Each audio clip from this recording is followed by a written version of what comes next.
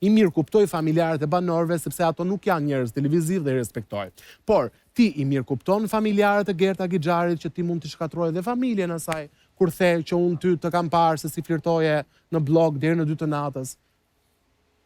Ne jemi në një Pra, Ronaldo, besoj nuk që është kjo më e rëndë, unë e dënoj veprimin e Shqipes, më lejo të dënoj Shqipe. Thonë se s'ken zirë fare. Ti je i lirë, Ronaldo, të dënosh. Je pak në përgjithësi për Gerta Gixharin. Flasim pak, po, që do kalojmë pak edhe në debatet e tjera me Valbonën. Ne jemi në përgjithësi. Raporti me Gerta Gixharin, po. Ti mund të dënosh çdo gjë që të duket jo e drejtë në syrin tënd. Unë kam pasur akuza 80 ditë nga Gerta Gixhari, dhe i kam kërkuar shumë shpesh, të lutem mos e kalo vjen e kuqe me mua, sepse unë nuk dua ta kaloj me ty.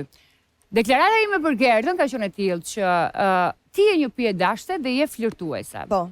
Dhe e ke menduar se si mund të ndihen ata fëmijë për shembull që shkojnë nëpër shkolla? Unë nuk kam deklaruar që Gertën e kam parë në një situatë të keqe. Unë nuk kam deklaruar që Gertën e kam parë diku duke bërë ndonjë tradhtim.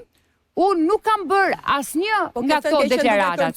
Por, nga ana tjetër, kam ndjerë të nevojshme dhe normalisht më ka ardhur keq sepse e kam menduar më pas që familjarët mund të jenë prekur dhe familjet tona nuk kanë ndonjëherë pse ti prekim dhe pse ti sjellim në reality show. Kështu që nuk mendoj që ka qenë dashakese. Unë thjesht kam konfirmuar diçka, ashtu siç e kam vënë re në shtëpinë e Big Brotherit, që Gerta është një pjedashte. Edhe unë e kam parë Heldin duke bërë prova te kanale 5 dhe do lëri fan clubin, po më fal Heldin, nuk është dashakese. Ronaldo, të shprehësh çfarë do lloj gjëje të duash. Më kupton, dhe ti shikosh gjërat dhe ti donosh gjërat sipas mënyrës tënde.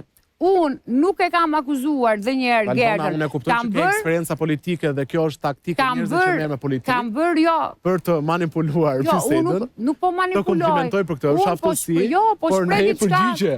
Po ajo është me video edhe me zë dhe me figurë. Kam thënë edhe një herë të deklaratë sepse dosha për hir të familjarëve mos ta sjell dhe mos ta rëndoni për faktin që ti ke dashur të shkatrosh një familje, ti ke dashur të krijosh ndonjë impakt dhe mos të vim këtu tani dhe të bëjmë disa lule të kuqe, të zeza apo të bardha.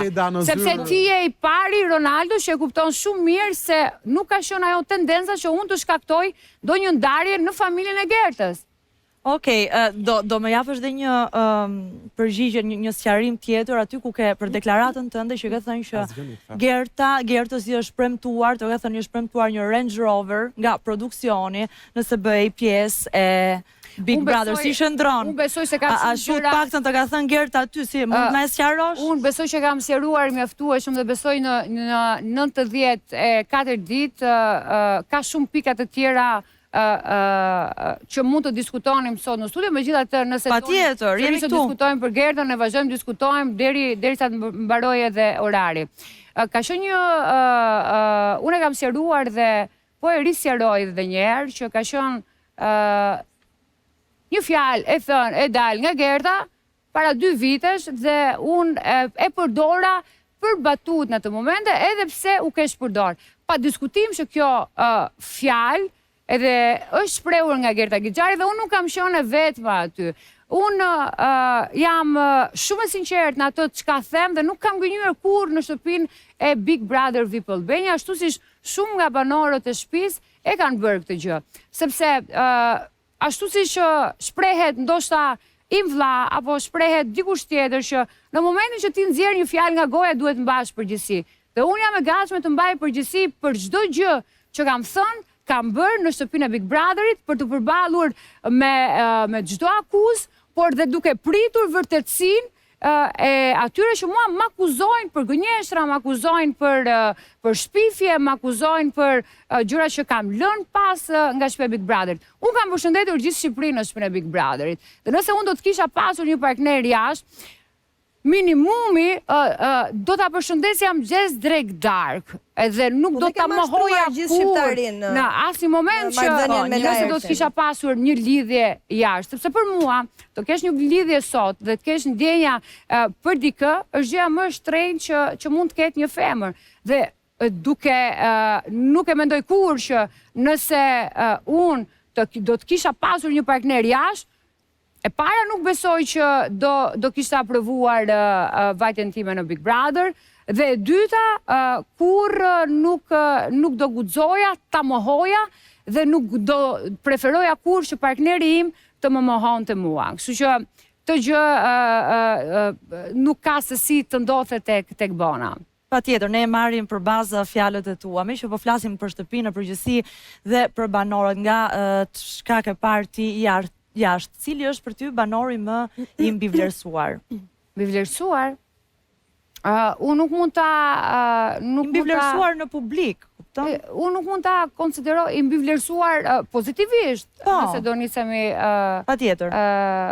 Duke e marrë nga kjo anë.